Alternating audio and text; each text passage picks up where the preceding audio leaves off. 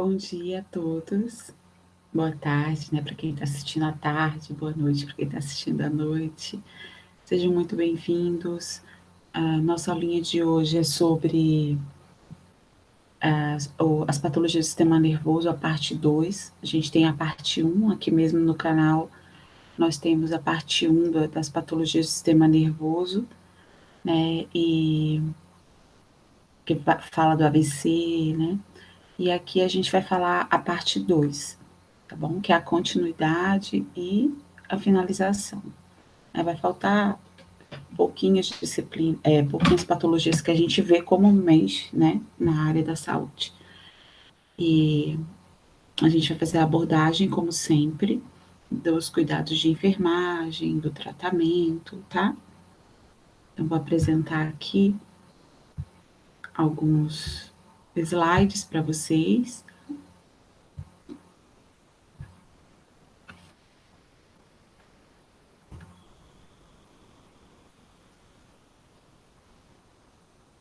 Pronto, acredito que esteja apresentando aí para vocês, né? Ok. Então, como eu disse, são patologias do sistema nervoso, parte 2, né? Então, a gente vai começar com a crise convulsiva. O que significa, o que seria uma crise convulsiva? A gente ouve bastante falar. E também chegam bastante pacientes, tanto adultos quanto crianças, para a gente no atendimento, com histórico de crise convulsiva, ou que a crise convulsiva tenha acontecido. Ou mesmo quando a gente está atendendo o paciente começa a fazer crise convulsiva, tá? Então, a crise convulsiva, se você puder dar um conceito para ela, dizer o que é, significa todo e qualquer tipo de distúrbio clínico, né, que está comum a qualquer tipo de doença. Então, assim, qualquer pessoa que desenvolva uma outra patologia, por exemplo, a pessoa foi vítima de um AVC. Então, depois, com o tempo, ela pode vir a desenvolver uma crise convulsiva, tá? E isso é como se fosse uma sequela de determinadas doenças. Por exemplo, fez um traumatismo craniano, fez um TCE, depois, com o tempo, a pessoa começou a apresentar crise convulsiva. Então, isso é comum, né? Então, pode ser causado por uma ampla variabilidade de situações. Então, que isso quer dizer? Que a crise convulsiva não tem uma origem certa, não é isso. Não é assim como a pneumonia, que ela pode ser viral, pode ser bacteriana, eu sei de onde ela vem. Não, a crise convulsiva pode aparecer em diversas situações, né, do paciente. Então, é um estado modificado do grau de consciência do indivíduo. Os neurônios, eles são estimulados de uma forma anormal, devido a esse estímulo do neurônio, os músculos, toda a musculatura do corpo começa a se contrair de forma involuntária e anormal, repetitivamente, tá? Então, isso caracteriza uma crise convulsiva. Então, a musculatura do indivíduo, né, vai se movendo involuntariamente, se contraindo, e ele vai assumindo posições anormais. Ao mesmo tempo, o cérebro ele vai estar hiperestimulado, e, consequentemente, por essa hiperestimulação, por essas contrações musculares, ele pode vir a ter hipóxia, que é a redução do oxigênio no cérebro, e causar alguma lesão cerebral, tá? Então, os movimentos das pessoas, do corpo da pessoa fica descontrolado, levando a vítima a cair, a bater a cabeça, tá? Ela pode ser, a crise convulsiva, ela pode ser de dois tipos. Ela pode ser generalizada, quando ela dá no corpo inteiro, e ela pode ser focal. A gente chama de focal, é quando ela dá em um lugar específico. Por exemplo, a pessoa começa a mexer repetidamente só um braço, repetidamente só um olho, só uma partezinha da boca. Isso também é crise convulsiva. Só que como ela está mexendo, ou está mexendo involuntariamente, só um pedacinho do corpo, ela é dita convulsão focal. E quando ela está generalizada, a pessoa está se batendo no corpo inteiro, ela se chama generalizada, tá? Então, isso aqui é bastante importante Deixa eu ver se eu consigo grifar aqui para vocês. Deixa eu ver se eu acho a canetinha aqui para eu grifar, que eu gostaria muito que vocês grifassem aí esse tipo de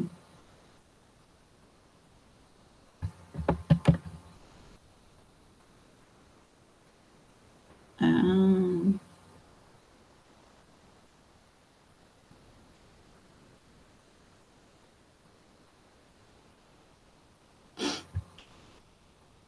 apresentação, não. Eu queria, na verdade, mas não sei se eu vou conseguir.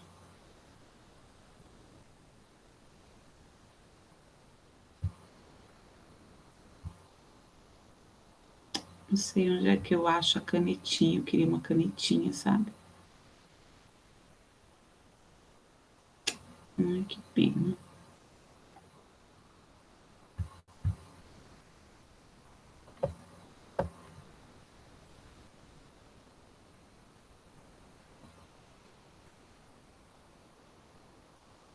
Bom, eu posso grifar em vermelho. Tá aqui. Ao invés da canetinha, que eu não conseguia achar, eu posso grifar em vermelho aqui, ó.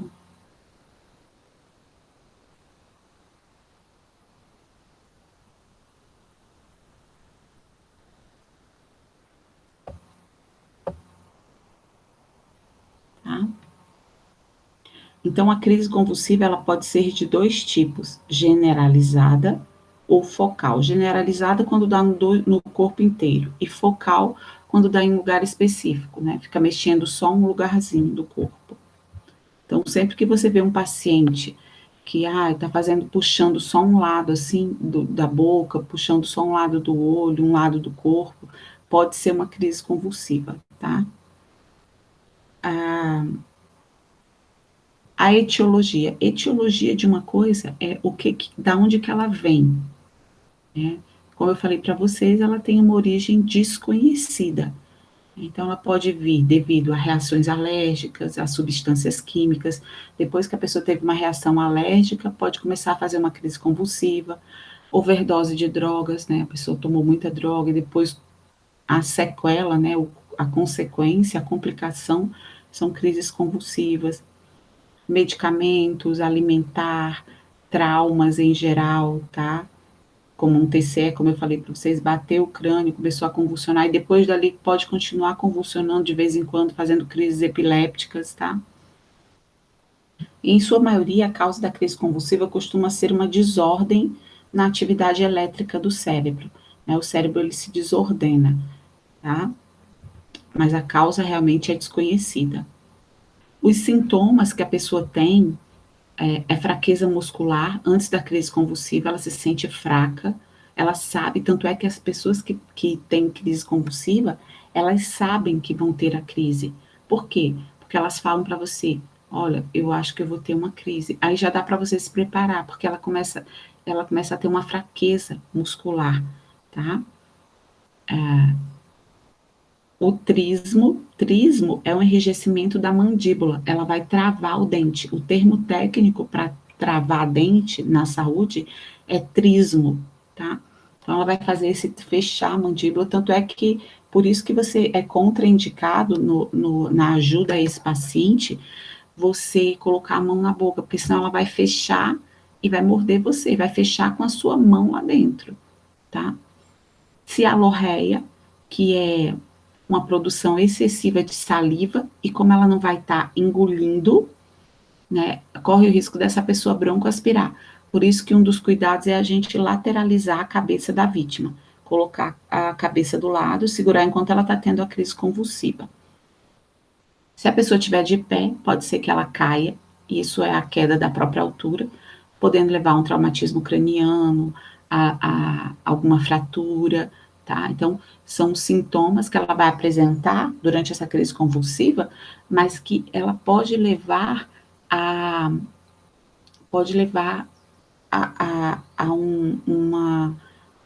uma consequência mais grave, a um TCE, né, para broncoaspirar, porque ela não consegue engolir, tá? Então, é um paciente que você tem que tomar cuidado, tem que protegê-lo durante a crise. Ela pode fazer cianose é ficar roxo, né? Cianose dos lábios e das extremidades, né? Porque reduz o fluxo do corpo e, consequentemente, reduz o oxigênio. O fluxo sanguíneo, a gente sabe que o oxigênio é levado pelo sangue, então, se você tira o sangue de determinada parte do corpo, aquele lugar vai ficar cianótico, vai ficar arroxeado, né? Isso quer dizer que ali está reduzindo o oxigênio, tá? Pode relaxar os esfíncter. O que são os esfíncter? São as portinhas que fecham os nossos orifícios, da uretra, então, do ânus. Então, se relaxar, a pessoa pode evacuar, pode fazer xixi na própria roupa sem querer, né? Porque ela não tem controle, tá? Existe uma patologia chamada estado epiléptico, que é uma situação de emergência, ou seja, a pessoa precisa ser levada para o hospital urgente, tá? É quando, além da convulsão, a convulsão ela se agrava, tá? Ou seja, o paciente fica tendo várias crises convulsivas seguidas, ou esse paciente entra num coma devido à crise convulsiva. Então, a terapia medicamentosa que ele está fazendo não está sendo adequada, e aí tem que ser modificada conforme prescrição médica, tá?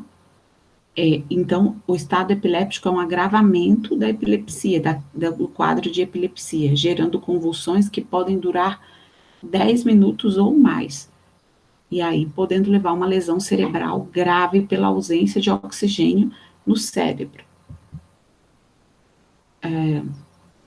O atendimento de emergência na crise convulsiva, tá? Geralmente a crise convulsiva ela dura aproximadamente 5 minutos, não pode durar mais do que isso, tá? Então, no atendimento de emergência, você vai verificar a causa da crise convulsiva, tá? Pesquisar quantas vezes, se ela já vem tendo, se é a primeira vez, tá? Se esse paciente toma medicamento e se esse medicamento não está mais surgindo, fazendo efeito, então o médico ele vai pesquisar tudo isso e vai gerar um atendimento para esse paciente. Geralmente, então, para nós da enfermagem, a gente tem que funcionar esse paciente, pegar um acesso calibroso, colocar ele no oxigênio, né, estar com o diazepam ali pronto, que é uma medicação para crise convulsiva que a gente utiliza, tá? E ter o material para atendimento de parada cardiorrespiratória ali pertinho, tá?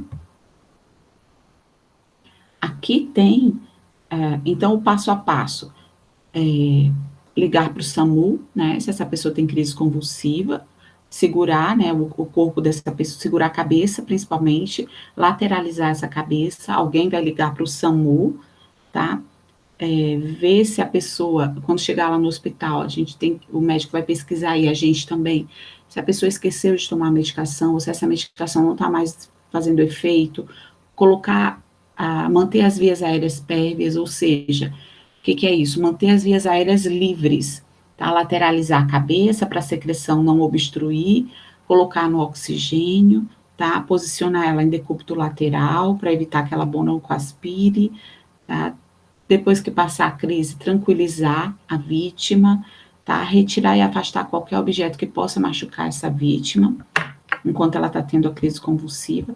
Aqui a gente tem um videozinho que eu quero passar para vocês sobre o atendimento à crise convulsiva.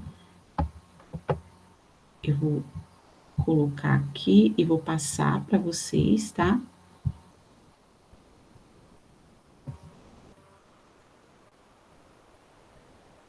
Só um pouquinho.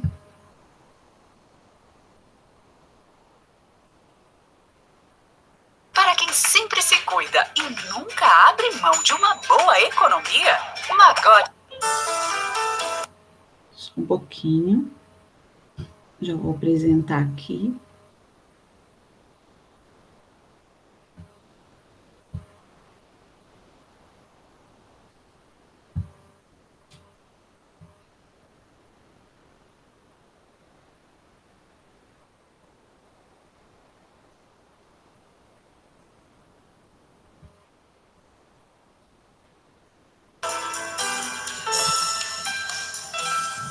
Você sabe como agir se alguma pessoa sofre uma convulsão do seu lado? Na tentativa de ajudar, muitas pessoas cometem erros que podem piorar o quadro. Portanto, hoje vamos acompanhar uma simulação e aprender com as dicas do médico.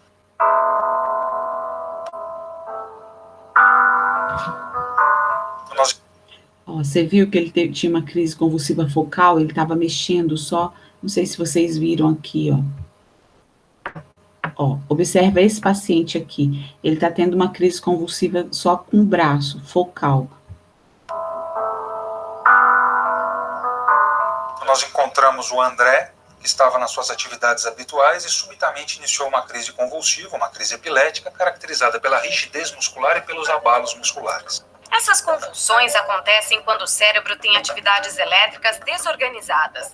A descarga faz com que o corpo realize movimentos musculares involuntários. Em alguns casos, pode causar a perda de consciência.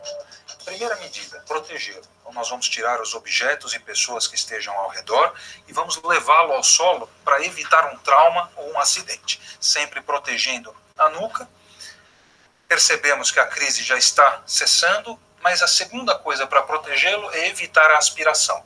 Então vamos virá-lo sobre a sua mão, vamos tirar todos os objetos que possam atrapalhar, vestuários inclusive, e vamos deixá-lo nessa posição, observando a recuperação da consciência e a sua respiração. Quando a pessoa está em crise, ela pode engolir líquidos, como vômitos ou saliva, pelas vias respiratórias e entupir o local, causando falta de oxigênio. Se a quantidade de conteúdo for significativa, pode levar o paciente à morte. E a terceira ajuda sempre é chamar ajuda médica para que um atendimento especializado venha fazer o diagnóstico correto da situação e a conduta mais apropriada. Então, se for um acidente vascular cerebral, uma infecção, um trauma, um sangramento, uma intoxicação, isso é, se a causa de base não for removida e tratada, a pessoa ainda continua com ameaça à vida. A crise convulsiva é diferente de um desmaio. O tempo que a vítima demora a retomar a consciência deve ser bem observado. A crise convulsiva é diferente de um desmaio, é diferente de uma síncope. A síncope, a pessoa quando desmaia, em geral é um problema relacionado a... Síncope é a mesma coisa que desmaio, é o termo técnico para desmaio, tá? Pressão ou um problema cardíaco, a pessoa recupera a consciência segundos após ter caído ao chão. Na convulsão demora um pouco mais, pode demorar alguns minutos. Então daí a importância, após a crise ter cessado, isto é, após a pessoa ter tido os abalos dos grupamentos musculares, ela ainda ficar ao lado dessa vítima, porque essa vítima ainda está sob risco de aspiração, principalmente porque ainda não recuperou completamente o nível de consciência.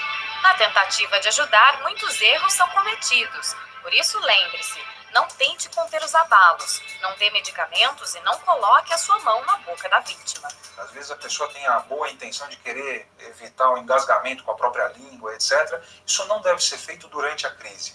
Primeiro que você pode obstruir ainda mais, colocando ou seu dedo ou outro objeto na boca. E segundo que a vítima pode, inconscientemente, lógico, morder o seu dedo e fazer um machucado significativo. Para saber mais sobre saúde e bem-estar, acesse minhavida.com.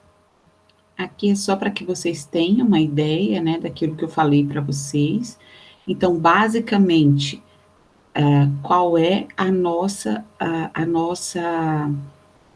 ajuda num caso de uma crise convulsiva? Só relembrando, tá? Então, é conter essa vítima, lateralizar a sua cabeça para que ela não broncoaspire, tá?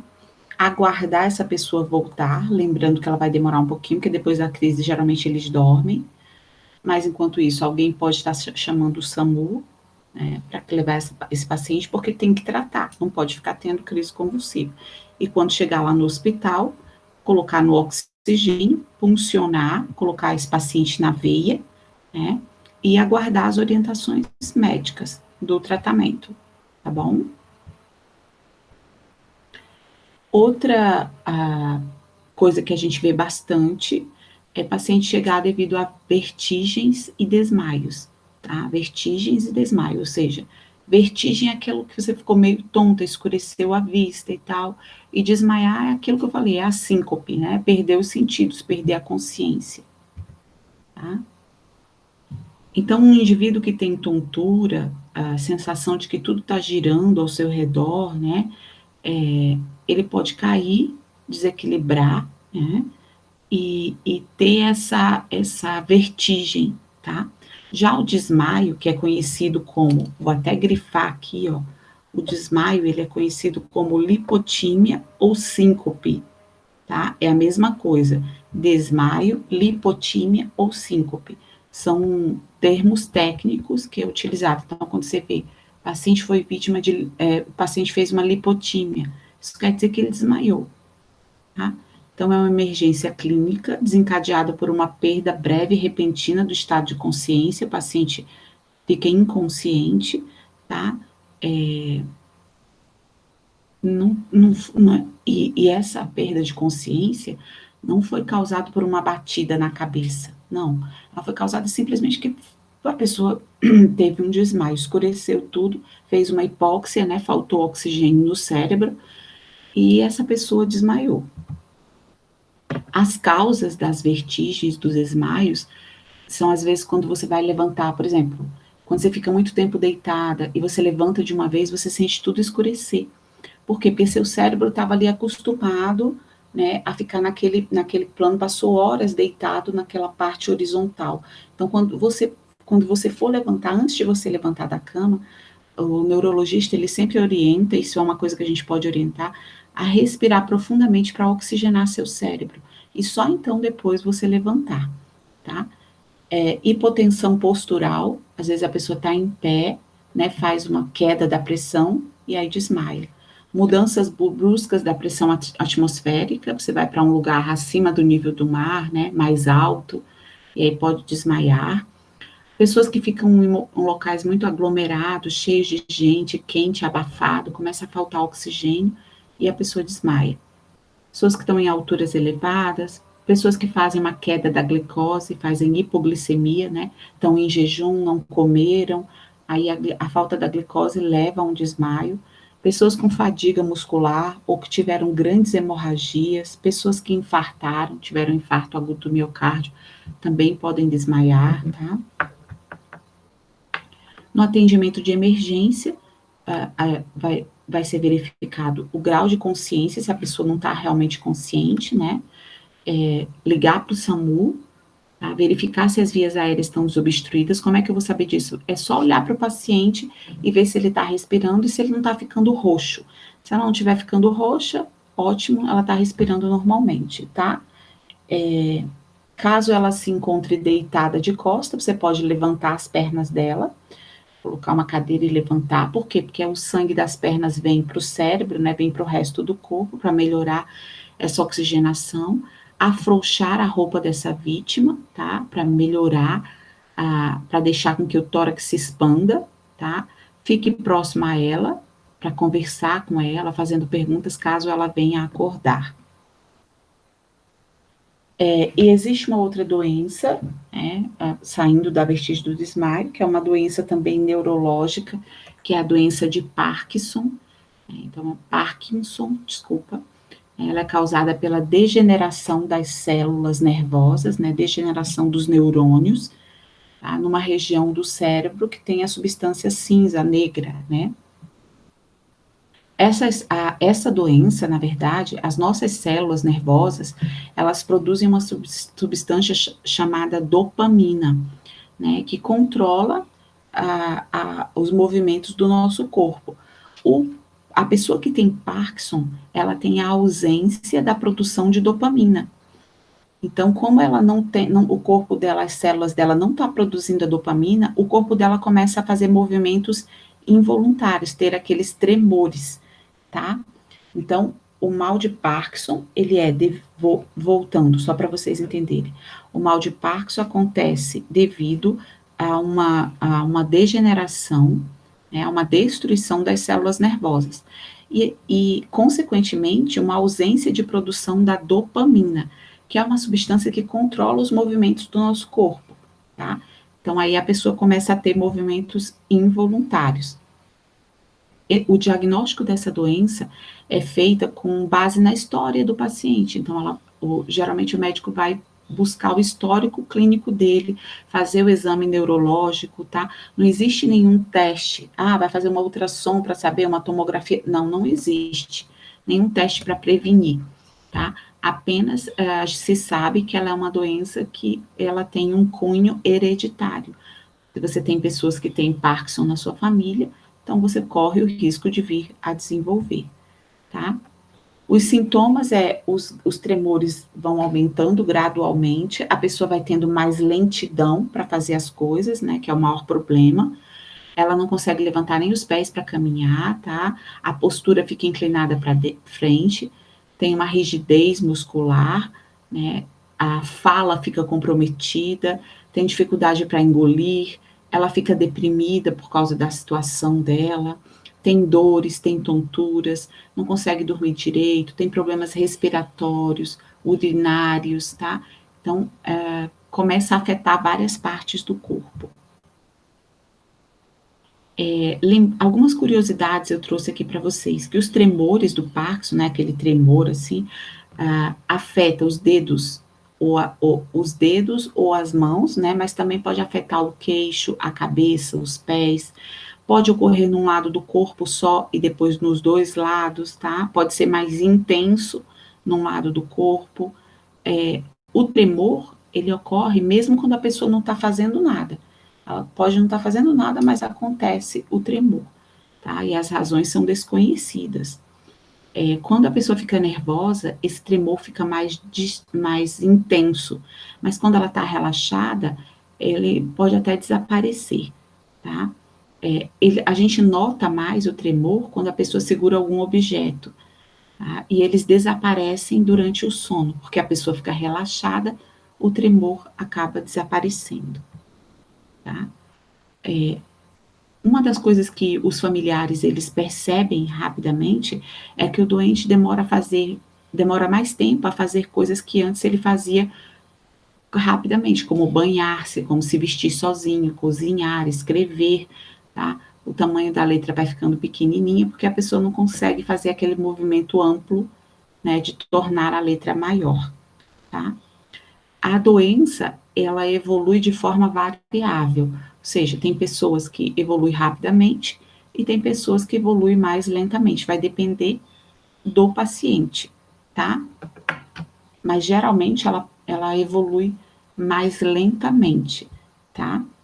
Tem um videozinho aqui que eu também vou passar para vocês, eu gosto de passar vídeo para vocês porque eu acho que vocês conseguem aprender melhor, né, através dessas ilustrações.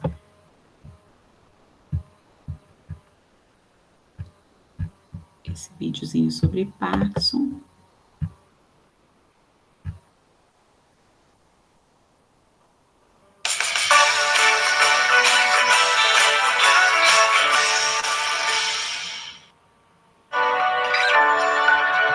Só passar essas propagandas.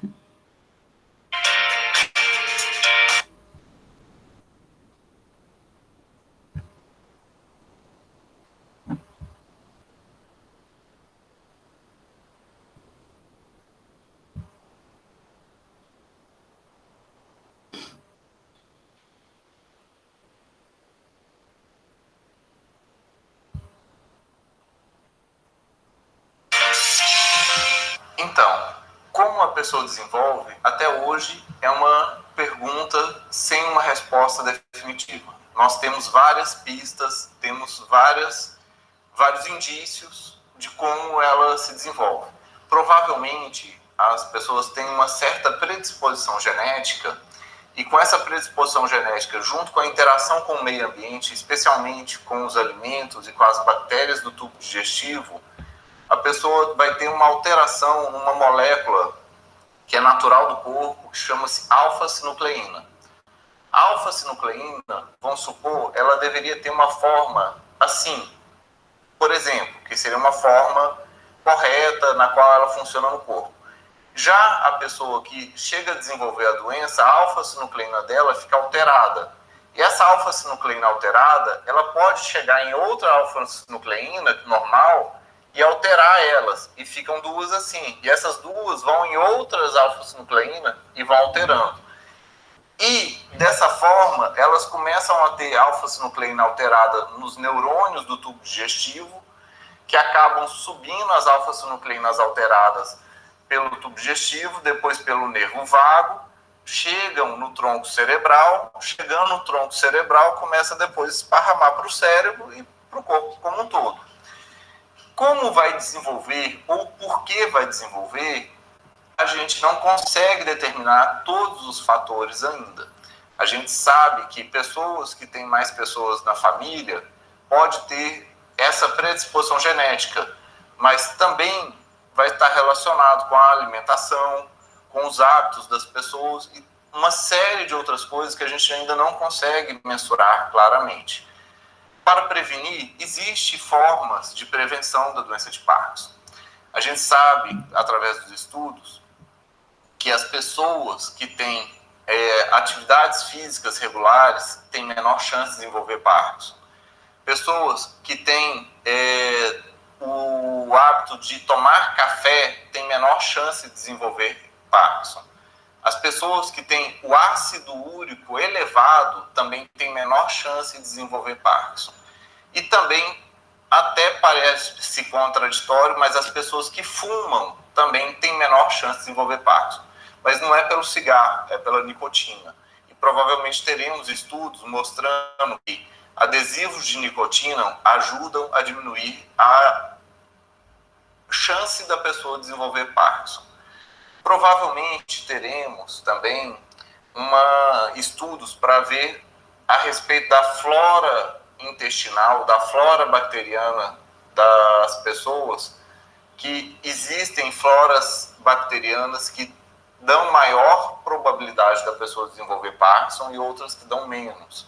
Mas quando isso estiver claro, provavelmente a gente poderá testar quais são as bactérias que a gente tem no nosso tubo digestivo, e se não forem as adequadas, a gente vai poder tomar cápsulas como se fosse comprimidos ou Yakults ou bebidas com bactérias que são boas e protetoras contra o Parkinson.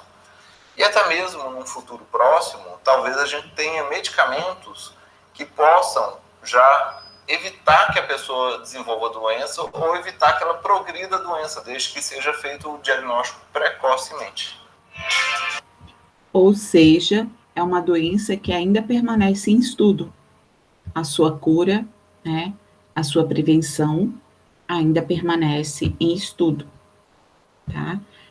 Na verdade, é uma doença que não tem cura, é importante vocês saberem disso, né? O Parkinson, ele não tem cura. O que a gente tem? A gente tem um controle da doença.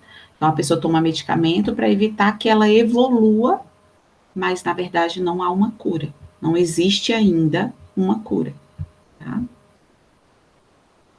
O tratamento, já falei para vocês, não tem uma cura, né? Porém, ela pode ser tratada, combatendo os sintomas, retardando o seu progresso, tá? O grande problema para curar a doença é que ela é uma doença genética. Ou seja, se você tem alguém que teve Parkinson na família, há uma probabilidade de você ter isso na sua genética. Então, essa é a grande barreira para a cura. Doenças genéticas são mais complicadas de ser curadas, né? E as células nervosas, elas vão morrendo, tá? Então, devido a isso, nada pode ser feito. Então, a grande arma da medicina para combater o Parkinson são os medicamentos, a cirurgia, a fisioterapia, tá? Mas todas elas combatem apenas os sintomas, não tratam a doença, tá? A fonoaudióloga é muito importante porque o paciente fica com problema de fala, problema de voz, tá? Esse mesmo neurologista vai falar para a gente agora a respeito do tratamento, vai esclarecer melhor a gente a respeito do tratamento nesse videozinho que eu vou passar aqui para vocês, tá? Ele é um neurologista, né? Então, ele vai esclarecer a gente melhor sobre o tratamento dessa doença, que é o Parkinson. O mal de Parkinson. Hey, Denise. Tell me about your job interview yesterday. It was great, Peter. Thanks to you.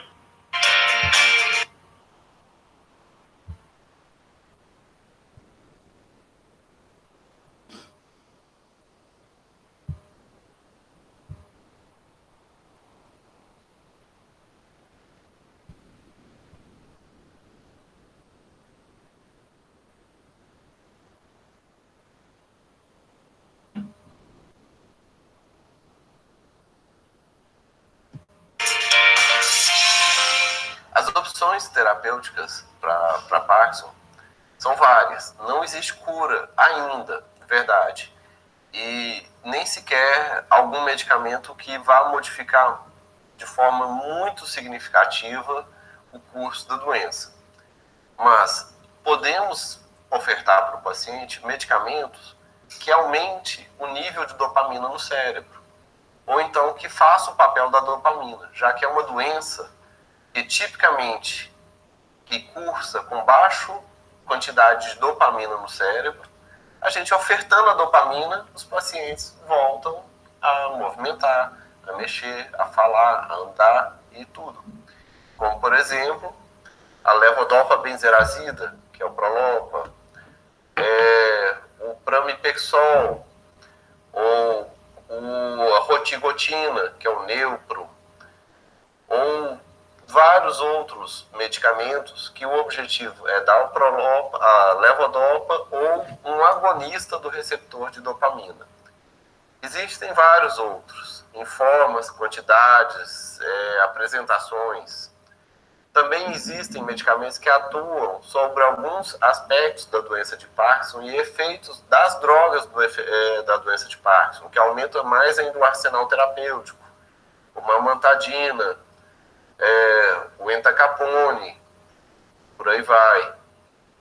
A gente tem terapêutica para efeitos específicos. Por exemplo, a pessoa tem muita cialorreia, muita salivação, que é comum no Parkinson. A gente pode aplicar toxina botulínica para diminuir a salivação, para facilitar a deglutição do paciente com Parkinson.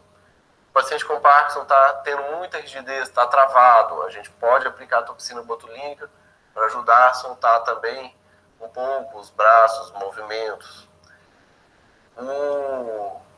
A gente, não só de terapia medicamentosa, tem várias outras terapêuticas, que nem, por exemplo, terapêutica cirúrgica. O paciente com Parkinson, a gente pode fazer um implante do DBS no cérebro, na qual ele dá um estímulo e numa área específica do cérebro, e ele atua como se fosse um medicamento, que aí o paciente tem uma melhora muito boa, mas a cirurgia é uma coisa extremamente específica e tem que ser muito bem indicada.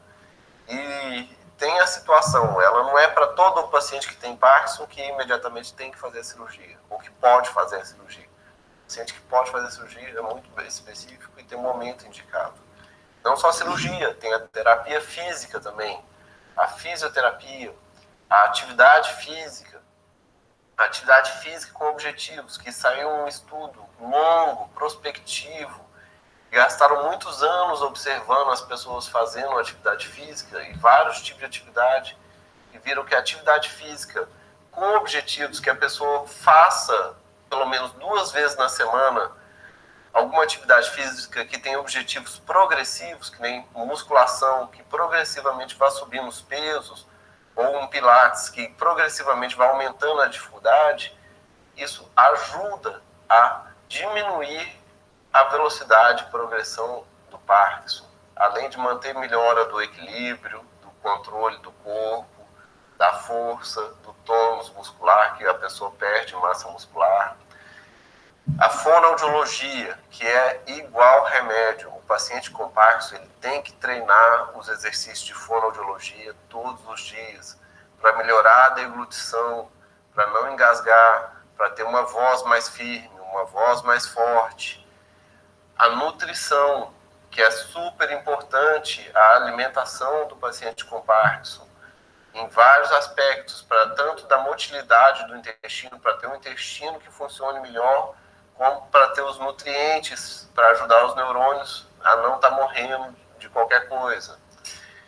Ou seja, apesar de não ter uma terapêutica específica que mude o curso da doença, a gente tem uma gama muito grande de terapêuticas que podemos ofertar para o paciente, que o conjunto delas faz diferença.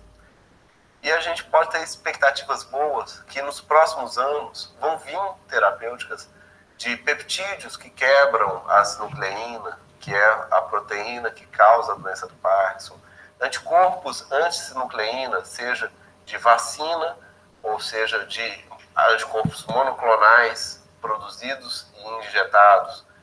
E teremos um futuro com um tratamento de uma doença bem diferente. Já é muito diferente do que foi e será mais ainda. Cada vez mais ofertando uma qualidade de vida melhor. Então, assim, os estudos estão avançados, mas infelizmente a gente ainda não tem a cura, tá? Mas já podemos, a medicina, né, a ciência, ela já pode dar a esse paciente uma qualidade de vida, porque o objetivo é esse, já que não tem cura, quando uma doença não tem cura, qual é o objetivo da medicina? É dar uma qualidade de vida para esse paciente, tá? Tratar a depressão, porque o paciente fica deprimido, porque é um paciente, por exemplo, super independente, super ativo, de repente tem uma doença dessa, isso causa depressão na pessoa, tá?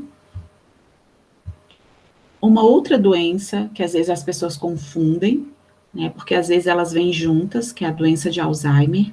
Às vezes quem tem Parkinson tem Alzheimer, mas não é a mesma coisa. Doença de Alzheimer é uma coisa, doença de Parkinson é outra.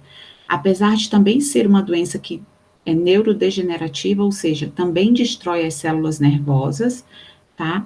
Mas o Alzheimer afeta a parte da memória da pessoa, a memória de curto prazo, tá?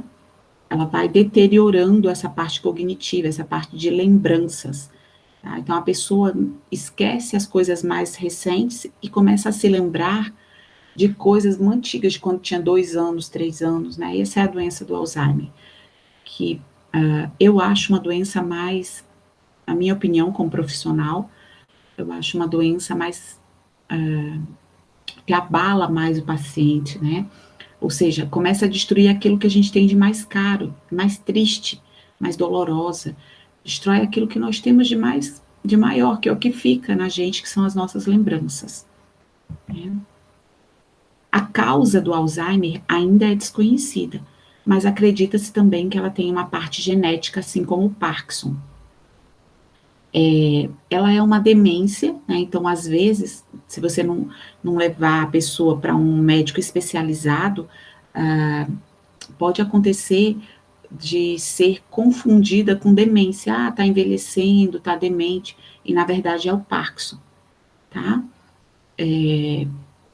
Ela é responsável por mais da metade dos casos de demência na população. Então, muitos dos idosos estão sendo tratados como se estivessem demente, né, ou seja, estivessem já senil, né, ou seja, envelheceu, por isso que está assim, as pessoas usam até o termo está caducando e tal, mas na verdade não é uma doença, é a doença de Alzheimer, né?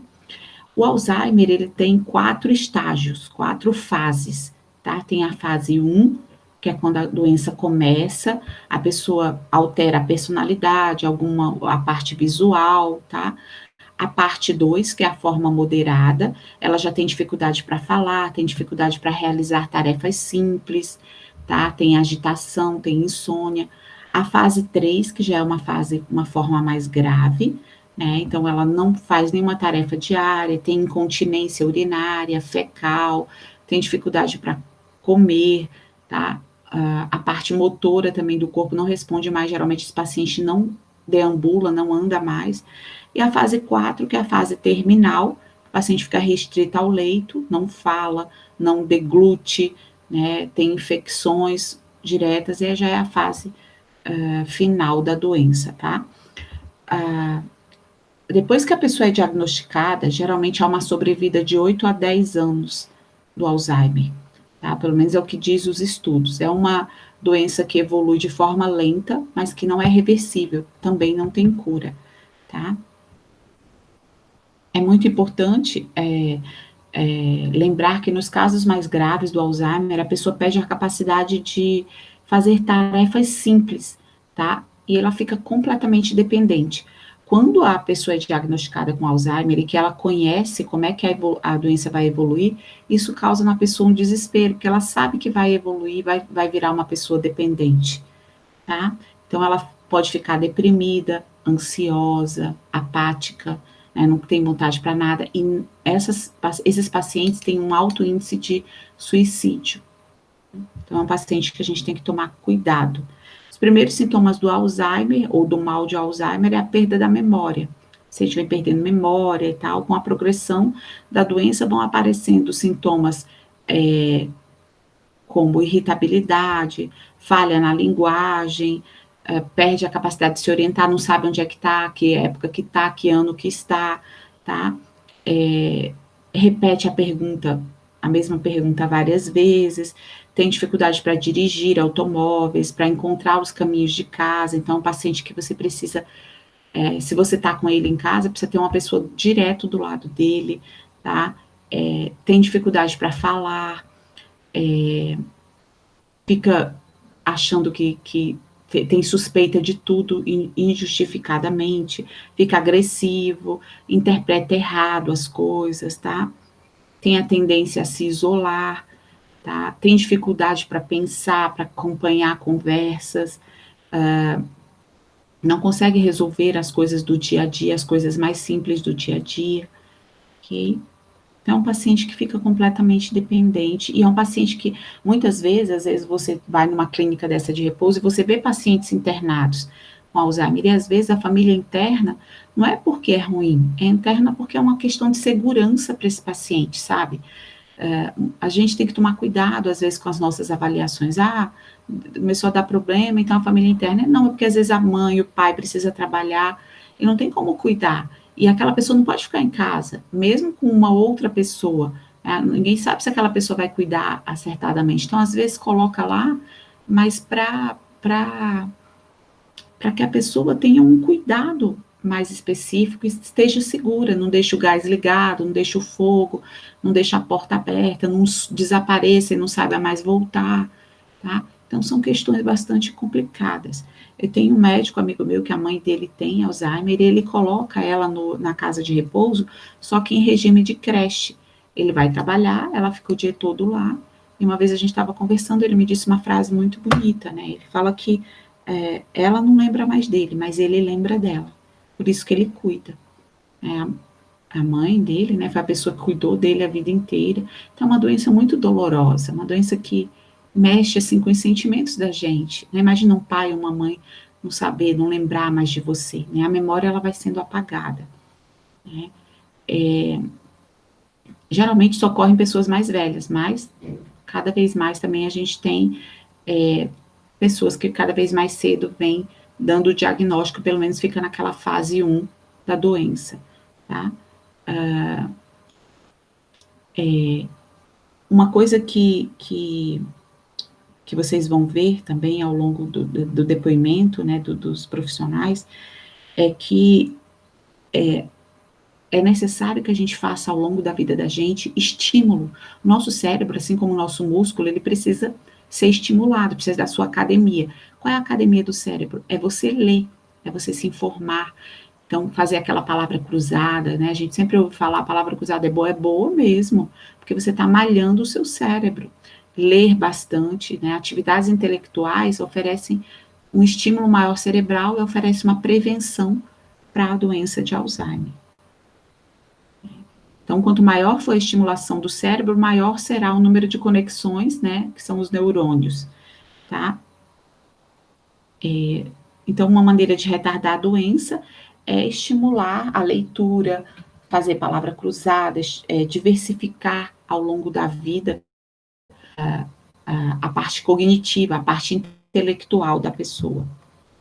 Então, como é que a gente previne o Alzheimer? Estudando, lendo, pensando, mantendo a mente sempre ativa, fazer exercícios de aritmética, de matemática, jogos inteligentes, atividades em grupo, não fumar, não consumir bebidas alcoólicas, ter uma alimentação saudável, praticar exercícios físicos regulares, são formas de prevenção do Alzheimer. Então, se você sabe que tem pessoas com Alzheimer na sua família, o ideal é você começar a prevenir, tá? O diagnóstico é feito por exclusão. Então, ele vai excluindo demência, excluindo senilidade, excluindo outra patologia até chegar no Alzheimer, tá? Então, é feito o exame da depressão, do laboratório, tá? Funções da tireoide, dos níveis de vitamina B12 no sangue, para chegar no diagnóstico certo do Alzheimer, tá?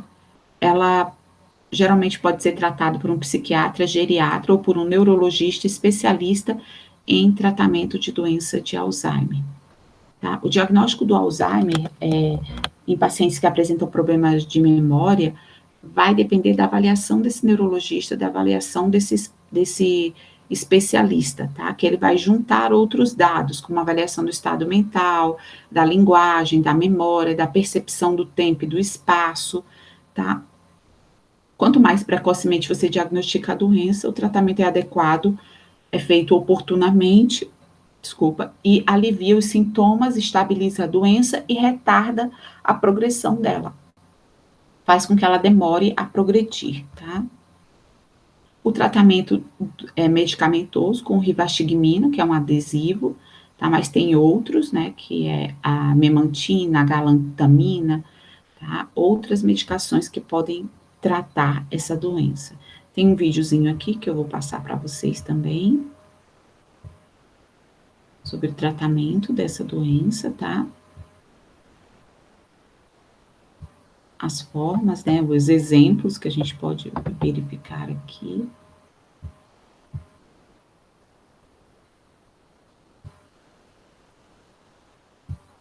Só para vocês terem uma ideia do que é, né?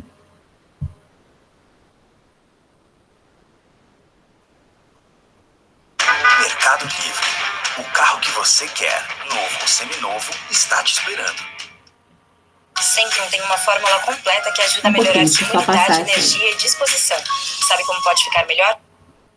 Ó, esse vídeo que eu vou passar agora para vocês é um videozinho mostrando uma paciente que já está na fase 3. Então, vai mostrar a família cuidando e tal. Só que depois, se vocês quiserem pesquisar, o marido, ele filma desde a parte fase 1, fase 2, fase 3, tá? A evolução do Alzheimer na esposa. É bem interessante. É triste, mas é bonito de se ver, né, o cuidado que ele tem com a esposa.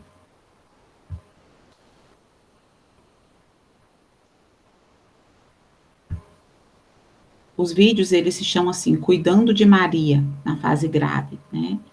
Então, geralmente, se vocês quiserem pesquisar, só vocês pesquisarem Cuidando de Maria. Aí tem várias etapas da doença.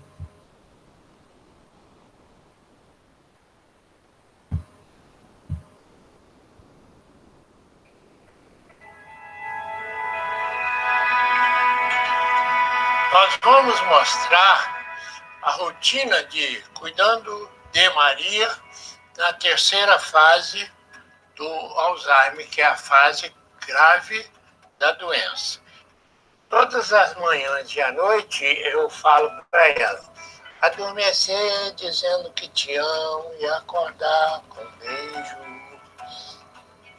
Aí ela oferece a boca da cervejada. Aí entra a cuidadora. Ó, se vocês perceberem, as duas mãozinhas dela, eles colocam um rolinho. Por quê? Porque como ela não abre mais as mãozinhas para não prejudicar, né? Então, ele coloca para evitar que ela se feche de uma forma que não possa mais abrir, tá? Aí coloca esses rolinhos, tá? Tira a roupa dela da cintura para baixo, para facilitar para ir para o banho. Depois ela pega e põe na cadeira, como nós vamos demonstrar agora. Ele tem uma cuidadora, né? É importante você filmar isso porque a maneira como a pessoa pega. É importante a maneira de levantar da cama.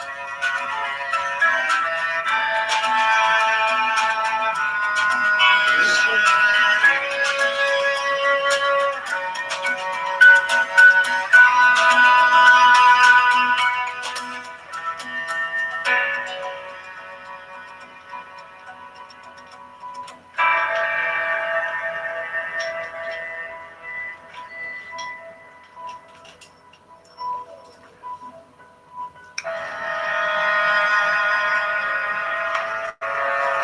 Para explicar para os nossos nossos interessados no DVD, tem duas maneiras de pegar. Uma pessoa mais nova tem força e pega como a Nina pegou, ou de outra forma. A outra cuidadora que vai chegar, ela vai demonstrar para nós como é a outra forma de pegar.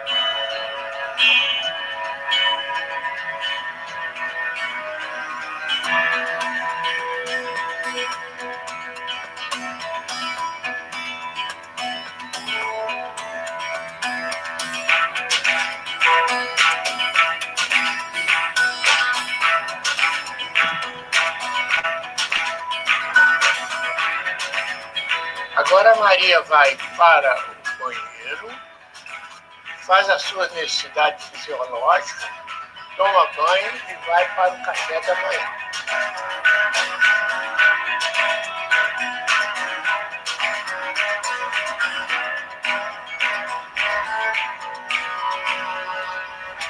O café da manhã da Maria, nessa fase grave, é bem diferente das outras fases. Nós damos para ela um copo de água, mamão picado para que ela possa fazer algum exercício mastigatório, porque está provado que quem mastiga engole, e quem não mastiga para de engolir os alimentos, causando danos, parando até de engolir. Então, nós temos esse cuidado para que ela continue nas suas atividades. Depois nós damos o suco,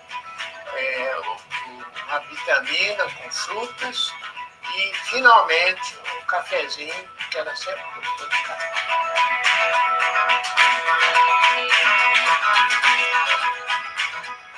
Nesse momento, nós vamos tirar a Maria da cadeira de banho para a cadeira de rodas, ou seja, a cadeira de passeio lá embaixo.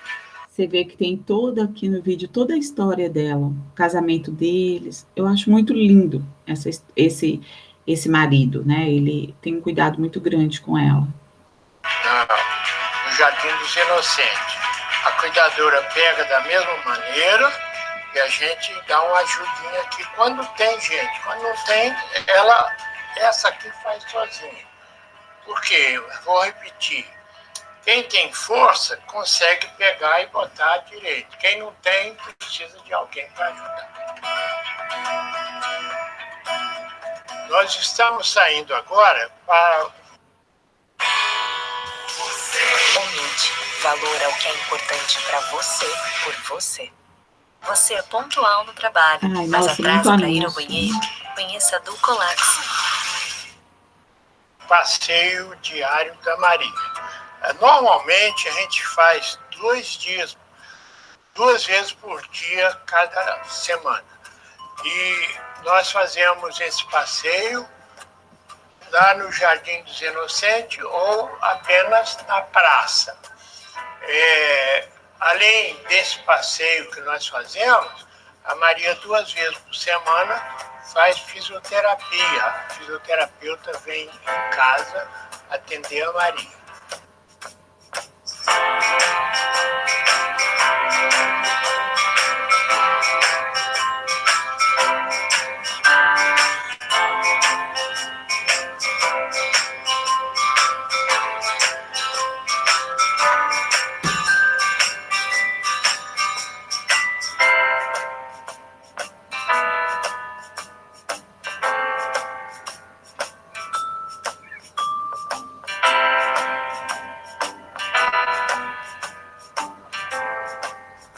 Esse passeio é muito importante, porque nós defendemos a ideia de que o doente de Alzheimer deva ser socializado ao máximo e tratado como majestade e como criança ao mesmo tempo. Então o passeio é bom porque ela fica em contato com a natureza, às vezes aparecem alguns pássaros, ela gostava muito de passarinho. Então é importante para o cuidador ele conhecer a personalidade do paciente para poder, quando ele fizer o ato de cuidar, ele procurar fazer tudo aquilo que o paciente gostava quando na vida saudável. Isso é muito importante porque eles restam sempre alguma memória, como, por exemplo, música, eles guardam muito. É realmente muito interessante o passeio diário. Além desse passeio, nós fazemos 2 vezes por semana fisioterapia.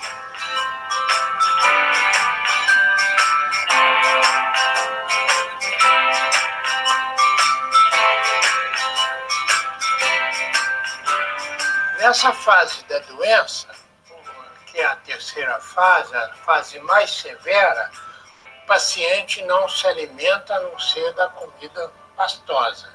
Então nós temos o cuidado de fazer a alimentação dela, é a mesma comida que nós usamos, porém, passado no liquidificador e colocado ou com a colher na boca, como vocês estão vendo, ou ainda com o copo.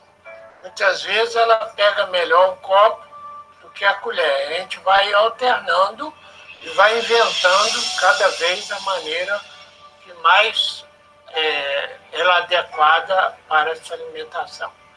Porque se não se alimentar bem, para de engolir. E se parar de engolir, vai para a sonda ou para aquele tubo gástrico que coloca na altura do estômago para a pessoa se alimentar, que é uma coisa muito triste e geralmente quase terminal.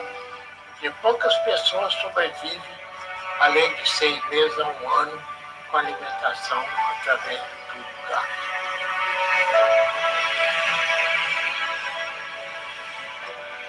Agora a Maria sai do almoço e vai para o repouso.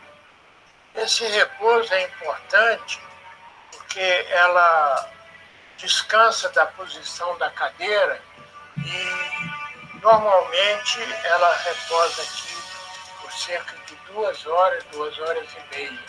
Até dorme, porque essa fase grave, o paciente tem muito sono e também mudança de sistema de onde está, né? Porque na cadeira é uma posição incômoda e aqui na cama ela se sente muito mais fácil. Uma das coisas que tem que ter muito cuidado o paciente nessa fase é das escaras. E as escaras elas são feridas por compressão. E para evitar as escaras, a gente usa colchão dinâmico, que é um colchão que tem entrada e saída de ar. Enquanto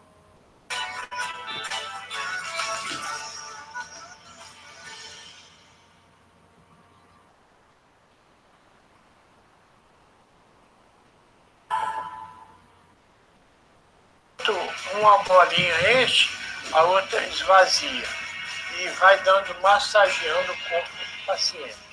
Usamos um travesseiro entre as pernas para evitar que o joelho, junto do outro joelho, possa assumir uma escara. E usamos uma improvisação, não sei se está dando para ver, de esponja, de espuma, para não deixar haver a escara de tornozelo e de calcanhar. E assim nós vamos levando a vida. Quando a pessoa tem condição, a gente muda ele de posição. O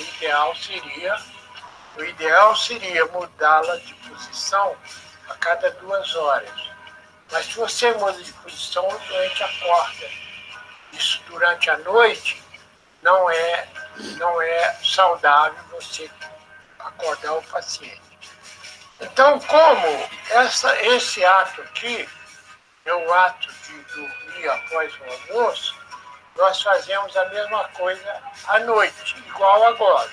Só que ela está já de olhinho fechado ali, que está sonolenta, eu chego e falo assim: adormecer dizendo que te amo e acordar com um beijo.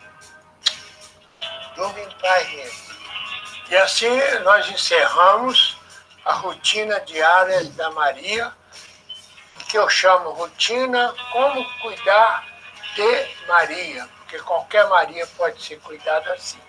Eu aproveito a oportunidade para agradecer ao Calino, que teve a paciência de nos fazer esse trabalho, que vai ajudar muita gente, tenho certeza. Aqui é a historinha dela, ó, quando a família toda. Nossa, me emociono muito. Uma doença... Olha ela aqui, mais nova, tá vendo?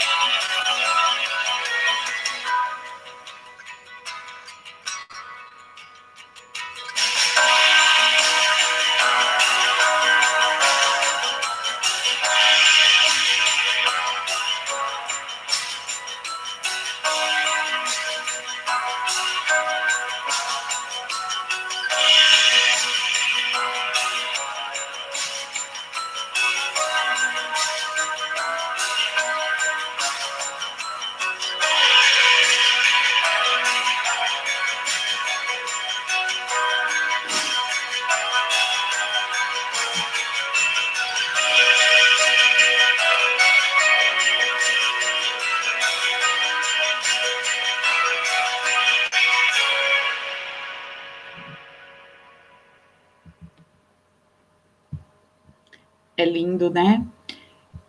Toda vida que eu assisto esse vídeo, que eu estou dando essa aula, que eu assisti esse vídeo, eu lembro de uma frase do Padre Fábio de Mello.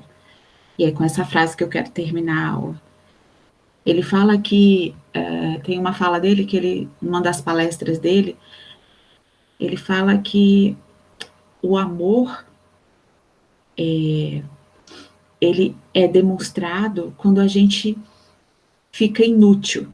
A gente só sabe que alguém ama a gente quando ele ama a gente na nossa inutilidade. Porque quando a gente é útil para alguém, é fácil amar.